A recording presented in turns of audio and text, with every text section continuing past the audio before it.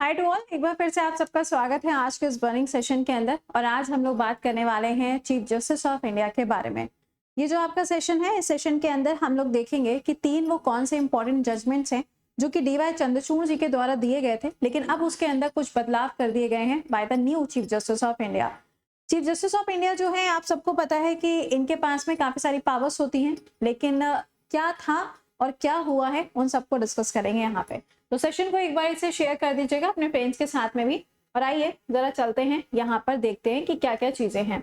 आप सभी लोगों को ये चीज तो पता ही है कि प्रेजेंट टाइम पे अगर देखा जाए तो चीफ जस्टिस ऑफ इंडिया कौन हो जाएंगे, तो यहाँ पे खन्ना जी आपको देखने को मिलेंगे, यानी कि संजीव खन्ना जी। ये बने हैं 51st नंबर के चीफ जस्टिस ऑफ इंडिया। लेकिन अगर हम डी वाई चंद्रचूड़ जी की बात करते हैं तो ये बने हैं 58th नंबर के चीफ जस्टिस ऑफ इंडिया। ठीक है, अब इनको रिप्लेस करके यहाँ पे नए जो चीफ जस्टिस ऑफ इंडिया हैं उनका अपॉइंटमेंट हो चुका है। और इनका जो आखिरी दिन था कार्यकाल का वो 10 नवंबर था, और 8 नवंबर इनका आखिरी वर्किंग डे था सुप्रीम कोर्ट के अंदर। अब इनके द्वारा वैसे तो बहुत सारे जजमेंट्स दिए गए हैं, लेकिन आप देखोगे तो ये जो नए वाले चीफ जस्टिस ऑफ इंडिया आए हैं, इनका ना बहुत सारे केसेस के साथ में जुड़ा हुआ है जहां पे इन्होंने जजमेंट्स दिए हैं। तो अगर हम खन्ना जी की बात करते हैं तो खन्ना जी का जो नाम है, जैसे कि इलेक्टोरल बॉन्ड या फिर आर्टिकल नंबर 370, इस टाइप के जो केसेस है ना, इन सभी केसेस के साथ में आपको नए वाले चीफ जस्टिस ऑफ इंडिया का नाम देखने को मिलता है। लेकिन तीन ऐसे केसेस हैं, अब तीन हो गए हैं जो आज से लागू हो जाएंगे, इसीलिए इन तीनों को आज बता रहे हैं। तीन ऐसे केसेस हैं जिनमें डी वाई चंद्रचूड़ जी ने जो अपना जजमेंट दिया था वो जजमेंट को चेंज किया गया है। तो क्या उसमें बदलाव किया गया है, आइए जरा उसको समझ लेते हैं। तो सबसे पहला जो केस है यहाँ पे, सबसे पहला जो चेंज किया गया है, फर्स्ट वन, तो पहला वाला यहाँ पे आता है तत्काल सुनवाई के लिए, यानी कि तुरंत जो सुनवाई होती है ना उसके लिए। तो पहले यहाँ पर क्या था, सुप्रीम कोर्ट के अंदर डी वाई चंद्रचूड़ जी ने एक रूल बनाया था जिसके हिसाब से, मान लीजिए कई बार कुछ केसेस ऐसे होते हैं जिनको तुरंत सुनना जरूरी होता है, या मान लीजिए कि कई बार ऐसा भी होता है कि केस बस आया, जिस कोई भी एडवोकेट कोई भी जज लेके आया और उसकी सुनवाई करना तुरंत ही बहुत ज्यादा जरूरी होता है। तो यहाँ पे तत्काल सुनवाई को लेके पहले क्या था कि पहले अप्रूवल दिया गया था कि अगर कोई भी केस ऐसा है जिसकी तत्काल सुनवाई जरूरी है तो वो सुनवाई होती थी। लेकिन अब इसके अंदर बदलाव कर दिया गया है नए वाले चीफ जस्टिस के द्वारा, जिसमें बोला गया है कि अब अगर तत्काल सुनवाई चाहते हैं तो इसके लिए आपको एक रूल को फॉलो करना पड़ेगा। सपोज करिए कोई भी केस यहाँ पर आया है, तो अब आप उसे directly chief justice of India के सामने प्रेजेंट नहीं कर सकते। अब आपको उसके लिए प्रॉपर प्रोसेस को फॉलो करना पड़ेगा, जिसमें आपको मेल करना पड़ेगा या एक लेटर लिखना पड़ेगा, और आपको रीजन भी बताना पड़ेगा कि क्या कारण है कि इसको तुरंत से तुरंत सुनना जरूरी है। यानी कि उस केस के लिए अब आपको प्रॉपर एक रीजन देना पड़ेगा कि क्यों उसकी तत्काल सुनवाई जरूरी है। तो पहला चेंज तो यहाँ पर किया गया है, अब तुरंत से सुनवाई नहीं होगी, सुनवाई के लिए अब आपको पूरा प्रोसेस फॉलो करना पड़ेगा। दूसरा चेंज जो यहाँ पर हुआ है वो है मास्टर ऑफ द रोस्टर। क्या है मास्टर ऑफ द रोस्टर? अगर हम चीफ जस्टिस ऑफ इंडिया की बात करें तो अपने जुडिशरी सिस्टम के अंदर जो सुप्रीम पावर है वो चीफ जस्टिस ऑफ इंडिया के पास में होती है, इसीलिए इनको मास्टर ऑफ रोस्टर भी कहा जाता है। अगर हम जितने भी जजेस हैं, अगर उनके अपॉइंटमेंट की बात करें या जो कोलिजियम सिस्टम है उसके हेड की बात करें तो वो भी चीफ जस्टिस ऑफ इंडिया होता है।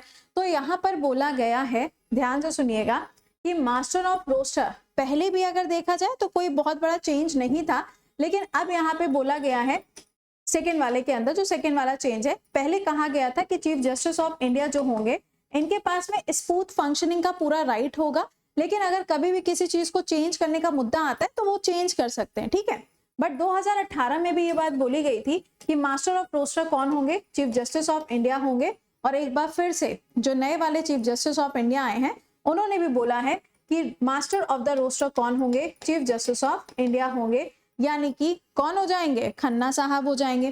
तो इससे पहले डी वाई चंद्रचूड़ जी के समय पर क्या हुआ था, डी वाई चंद्रचूड़ जी ने ये बोला था कि देखो यार, पावर तो होती है चीफ जस्टिस ऑफ इंडिया के पास में, लेकिन मान लीजिए अगर कभी कोई जज किसी चीज के ऊपर कोई सजेशन देता है तो हम उसको भी एक्सेप्ट कर सकते हैं, ऐसा नहीं है कि हम उसे बिल्कुल क्या कर देंगे, रिजेक्ट कर देंगे। तो ये चीज यहाँ पर बोली गई थी डी वाई चंद्रचूड़ जी के द्वारा, लेकिन अब यहाँ पे इन्होंने बोला है कि मास्टर ऑफ रोस्टर कौन होगा, चीफ जस्टिस ऑफ इंडिया ही होगा, वही जो बोलेंगे वही चीजें होंगी।